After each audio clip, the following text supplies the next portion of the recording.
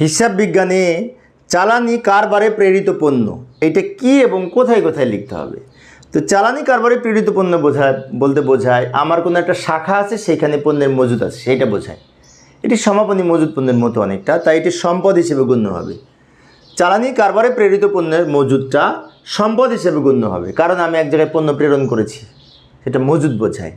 এবং সেই জন্য আমরা যখন রেয়ামেল প্রস্তুত করব, তখন চালানি কারবারে প্রেরিত পণ্য ডেবিট দিকে বলবে, কারণ সম্পদ রেয়ামেলের ডেবিট দিকে লিখতে হবে।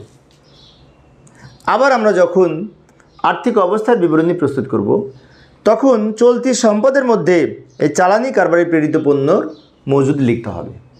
অর্থাৎ চালানি কারবারে প্রেরিত পণ্যটা মজুদটা বোঝায় শাখায় পণ্যের মজুদ, সেটা সম্পদ, তাই রেয়ামেলের ডেবিট দিকে বলবে। যদি রেয়ামেল করার সময় আমরা এটি পাই, আর যদি বিশদায় বিবরণী প্রস্তুত করার সময় বা আর্থিক অবস্থার বিবরণী প্রস্তুত করার সময় পাই,